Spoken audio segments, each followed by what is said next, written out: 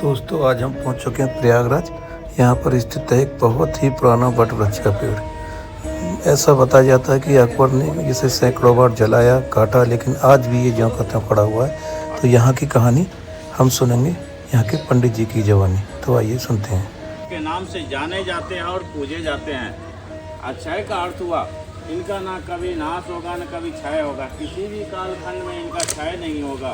इतना था कि प्रलय काल में भी इनका क्षय नहीं होगा। ये अविनाशी वट वृक्ष है। जब सृष्टि की उत्पत्ति हुई थी तब सृष्टि को स्थिरता रखने के लिए ब्रह्मा विष्णु महेश जी द्वारा इन्हें स्थापित किया गया। इसी स्थान पर ब्रह्मा जी द्वारा 10 बार इसी हवन कुंड में यज्ञ किया गया। त्रेता युग में भगवान श्री राम जब अयोध्या से वन के लिए प्रस्थान करते हैं तो सबसे पहले प्रयागराज पहुंचते हैं। प्रयागराज में भी सबसे पहले ऋषि भरद्वाज मुनि जी के आश्रम पहुंचते हैं और बोलते हैं, ऋषिवर मुझे उत्तम और योग्य स्थान बताएं जहां पर मैं कुछ विश्राम कर सकूं, प्रभु की आराधना कर सकूं।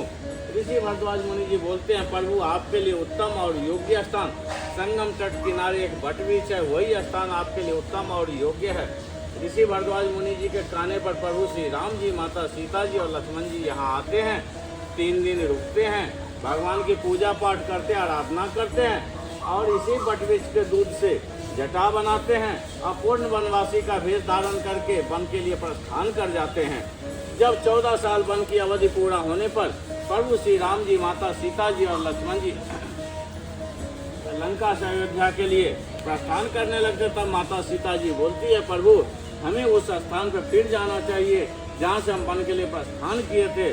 माता सीता जी के कहने पर प्रभु श्री राम जी, माता सीता जी और लक्ष्मण जी यहाँ आते हैं, त्रिवेणी संगम में स्नान करते हैं, इसी वट वृक्ष महाराज का पूजा पाठ और आराधना करते हैं।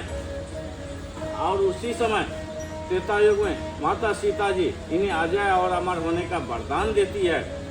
ऋषि मार्कंडेय जी इसी स्थान पर तपस्या कर रहे थे, तभी भगवान विष्णु जी बाल मुकुंद रूप में इन्हीं पत्तों के ऊपर दर्शन दिए थे और बोले, ऋषिवर मांगिए क्या इच्छा आपकी।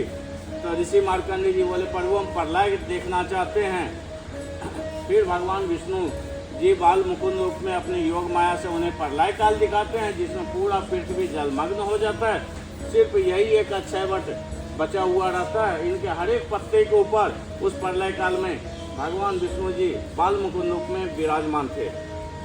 जैन धर्म के प्रथम तीर्थकर भगवान ऋषभदेव, जो आदिनाथ भगवान के नाम से जाने जाते हैं, जो विष्णु जी के विस्मय रूप माने जाते हैं, उनको भी ज्ञान की प्राप्ति इसी स्थान से हुई थी, जो उनकी चरण पद उस मंदिर में रखे हुए हैं।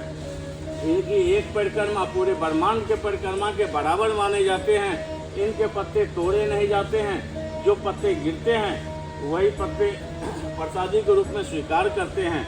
सन 1700 शताब्दी में मुगल सम्राट औरंगजेब द्वारा इन्हें 26 बार कटवाए जाते हैं और जलाए जाते हैं, फिर भी इनका क्षय नहीं हुआ। इनके जड़ में 6 महीने तक आग लगा के रखा गया, फिर भी इनका क्षय नहीं हुआ कि इनको कोई देख ना सके। मुगल शासक ने इन्हें चारों साइड से इनको बंद कर दिया गया। फिर सन 2012 में सरकार द्वारा इनके रास्ता खुलवाए गए। आज ये अपने विशाल और अलौकिक रूप में हमें दर्शन देकर कृतार्थ लगे। बोलिए अक्षय वट महाराज की जय।